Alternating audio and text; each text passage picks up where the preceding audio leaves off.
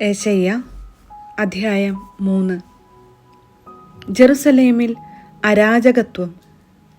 ഇതാ കർത്താവ്, സൈന്യങ്ങളുടെ കർത്താവ്, യൂദായിൽ നിന്നും ജെറുസലേമിൽ നിന്നും എല്ലാ താങ്ങും തുണയും അപ്പവും വെള്ളവും എടുത്തു മാറ്റുന്നു. ധീരനും പടയാളിയും ന്യായാധിപനും പ്രവാചകനും ഭാവി പറയുന്നവനും ശ്രേഷ്ഠനും സൈന്യാധിപനും പ്രഭുവും ഉപദേഷ്ടാവും മന്ത്രവാദിയും ആഭിചാരകനും ഇല്ലാതാകും.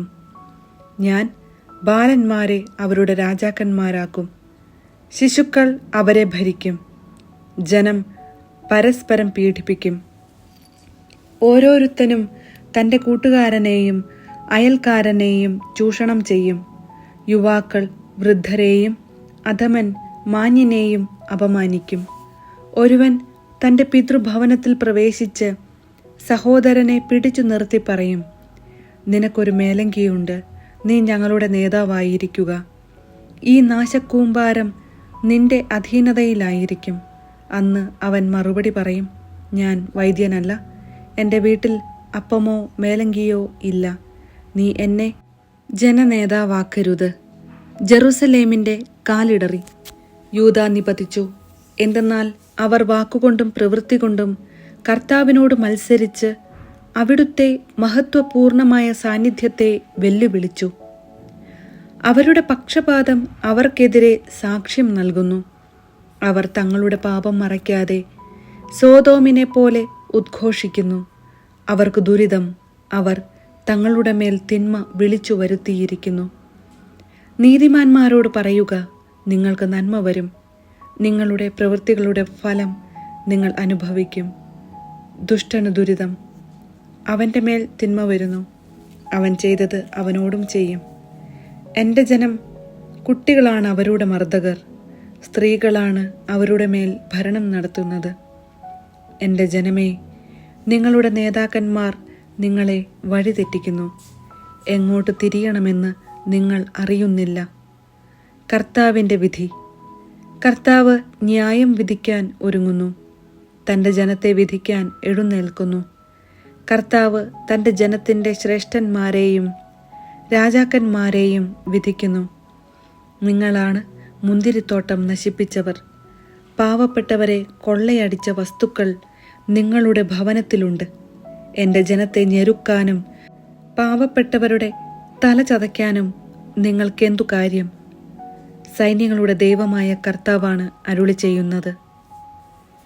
സീയോൻ പുത്രിമാർക്ക് താക്കീത്. കർത്താവ് അരുളി ചെയ്തു, സീയോൻ പുത്രിമാർ ഗർവിഷ്ഠരും ഞെളിഞ്ഞു നടക്കുന്നവരും കടക്കണ്ണെറിയുന്നവരും പാദസരം കിലുക്കി അലസഗമനം ചെയ്യുന്നവരും ആണ്. കർത്താവ് അവരുടെ ശിരസ് ചിരങ്ങുകൊണ്ട് നിറയ്ക്കും, അവരെ നഗ്നരാക്കും.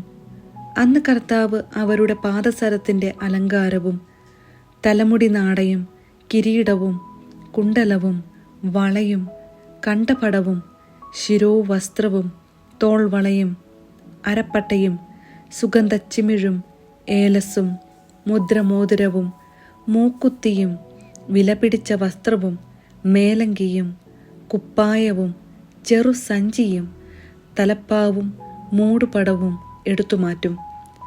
പരിമളത്തിനു പകരം ദുർഗന്ധം, അരപ്പട്ടയ്ക്കു പകരം കയർ, പിന്നിയ തലമുടിക്കു പകരം കഷണ്ടി, വിലപിടിപ്പുള്ള പുറംകുപ്പായത്തിനു പകരം ചാക്ക്, സൗന്ദര്യത്തിനു പകരം അവമതി. നിന്റെ പുരുഷന്മാർ വാളിനിരയാകും, പ്രബലന്മാർ യുദ്ധത്തിൽ നിലം പതിക്കും. നഗര കവാടങ്ങൾ വിലപിക്കും. ബലാത്കാരത്തിന് ഇരയായി നീ തറയിൽ ഇരിക്കും. ഏശയ്യ അധ്യായം 4.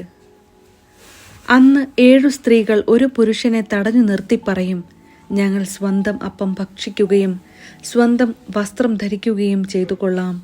നിന്റെ നാമം കൊണ്ട് ഞങ്ങൾ വിളിക്കപ്പെട്ടാൽ മാത്രം മതി. ഞങ്ങളുടെ അപമാനം നീക്കിത്തരണമേ. രക്ഷയുടെ വാഗ്ദാനം. അന്ന് കർത്താവ് വളർത്തിയ ശാഖ മനോഹരവും മഹനീയവും ആയിരിക്കും. ഭൂമിയിലെ ഫലങ്ങൾ ഇസ്രായേലിൽ അവശേഷിക്കുന്നവരുടെ അഭിമാനവും മഹത്വവും ആയിരിക്കും.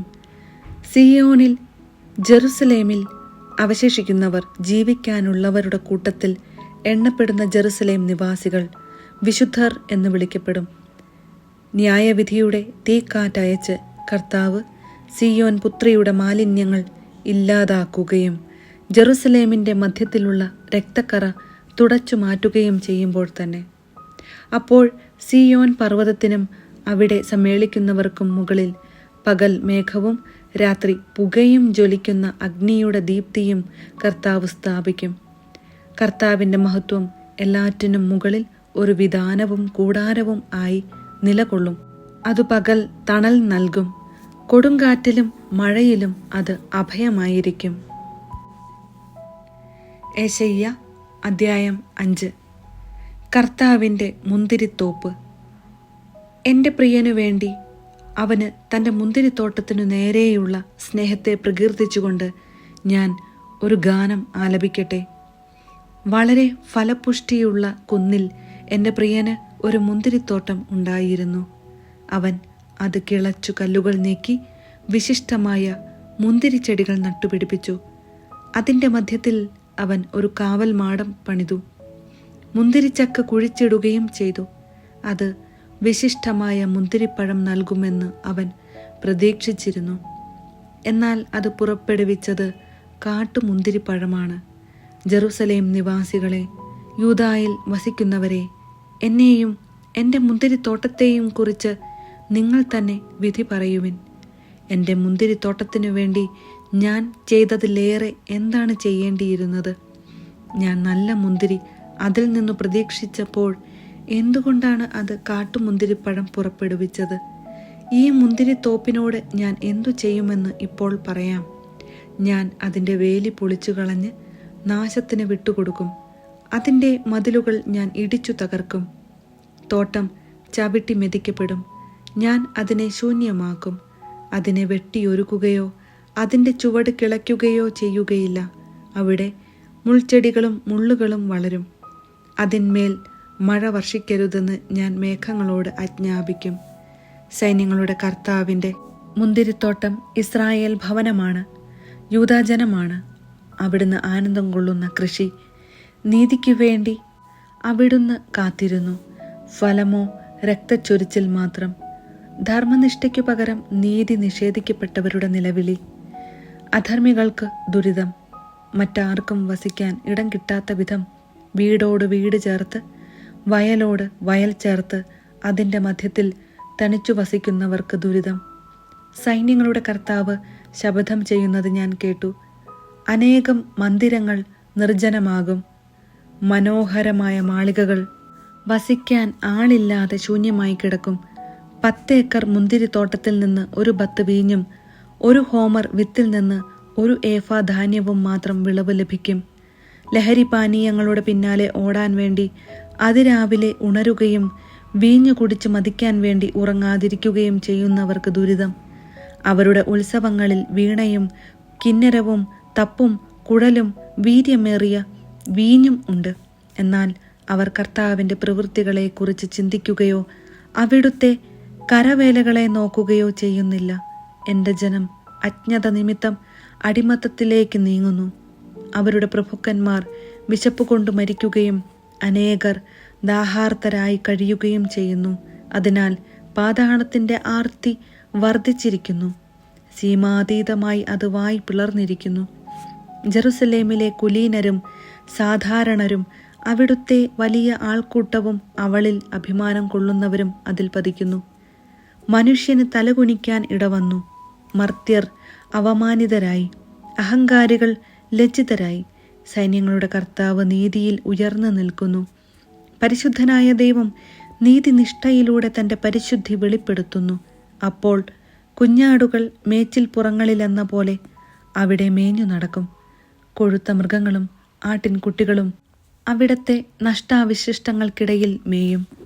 നുണയുടെ കയറുകൊണ്ട് അകൃത്യത്തെ വലിച്ചിഴയ്ക്കുന്നവന് ദുരിതം. പാപത്തെ കയറുകെട്ടി വലിക്കുന്നവന് ദുരിതം. കർത്താവ് വേഗം തൻ്റെ പ്രവൃത്തി നിറവേറ്റട്ടെ. നമുക്ക് കാണാമല്ലോ, ഇസ്രായേലിൻ്റെ പരിശുദ്ധനായവൻ്റെ ലക്ഷ്യം ആസന്നമാകട്ടെ. അത് നമുക്കറിയാമല്ലോ എന്ന് അവർ പറയുന്നു. തിന്മയെ നന്മയെന്നും നന്മയെ തിന്മയെന്നും വിളിക്കുന്നവന് ദുരിതം. പ്രകാശത്തെ അന്ധകാരമെന്നും അന്ധകാരത്തെ പ്രകാശമെന്നും ഗണിക്കുന്നവന് ദുരിതം. മധുരത്തെ കയ്പായും കയ്പിനെ മധുരമായും കരുതുന്നവന് ദുരിതം. തന്നെ തന്നെ ജ്ഞാനിയെന്നും സൂക്ഷ്മബുദ്ധിയെന്നും കരുതുന്നവന് ദുരിതം. വീഞ്ഞു കുടിക്കുന്നതിൽ വീരന്മാരും വിവിധ തരം മദ്യം കൂട്ടിക്കലർത്തുന്നതിൽ വിരുദ്ധന്മാരും ആയവർക്ക് ദുരിതം. കൈക്കൂലി വാങ്ങി കുറ്റവാളിയെ മോചിപ്പിക്കുകയും നിരപരാധർക്ക് നീതി നിഷേധിക്കുകയും ചെയ്യുന്നവർക്ക് ദുരിതം. തീനാളത്തിൽ വൈക്കോൽ തുരുമ്പുപോലെ അഗ്നിജ്വാലയിൽ ഉണക്കപ്പുല്ലുപോലെ അവരുടെ വേര് ജീർണിക്കും. അവരുടെ പുഷ്പങ്ങൾ പൊടി പോലെ പറന്നു പോകും. കാരണം അവർ സൈന്യങ്ങളുടെ കർത്താവിൻ്റെ നിയമത്തെ നിരസിക്കുകയും ഇസ്രായേലിൻ്റെ പരിശുദ്ധനായവൻ്റെ വചനത്തെ നിന്ദിക്കുകയും ചെയ്തു. അവിടുത്തെ ജനത്തിനെതിരായി കർത്താവിൻ്റെ കോപം ജ്വലിച്ചു. അവിടുന്ന് കരമുയർത്തി അവരെ പ്രഹരിച്ചു. പർവ്വതങ്ങൾ പ്രകമ്പനം കൊണ്ടു. അവരുടെ മൃതശരീരങ്ങൾ തെരുവീഥികളിൽ മാലിന്യം പോലെ കിടന്നു. എന്നിട്ടും അവിടുത്തെ കോപം ശമിച്ചിട്ടില്ല. അവിടുത്തെ കരം ഇപ്പോഴും ഉയർന്നു നിൽക്കുന്നു. വിദൂരസ്ഥമായ ഒരു ജനതയ്ക്ക് അവിടുന്ന് ഒരു അടയാളം കാണിക്കും. ഭൂമിയുടെ അതിർത്തിയിൽ നിന്ന് അവരെ ചൂളം വിളിച്ചു വരുത്തും. ഇതാ അതിവേഗം അവർ വരുന്നു. ആരും ക്ഷീണിച്ചിട്ടില്ല, ആരുടെയും കാലിടറുന്നില്ല. ഒരുവനും ഉറക്കം തൂങ്ങുകയോ ഉറങ്ങുകയോ ചെയ്യുന്നില്ല. ആരുടെയും അരക്കച്ച അയഞ്ഞു പോവുകയോ ചെരുപ്പിൻ്റെ വള്ളി പൊട്ടുകയോ ചെയ്യുന്നില്ല. അവരുടെ അസ്ത്രങ്ങൾ മൂർച്ചയുള്ളതാണ്. അവരുടെ വില്ല് കുലച്ചിരിക്കുന്നു. അവരുടെ കുതിരകളുടെ കുളമ്പുകൾ തീക്കല്ലുപോലെയും അവരുടെ രഥചക്രങ്ങൾ ചുഴലിക്കാറ്റുപോലെയുമാണ്.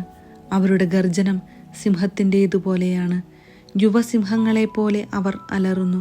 അവർ മുരളുകയും ഇരപിടിച്ചു വലിച്ചു കൊണ്ടുപോവുകയും ചെയ്യുന്നു.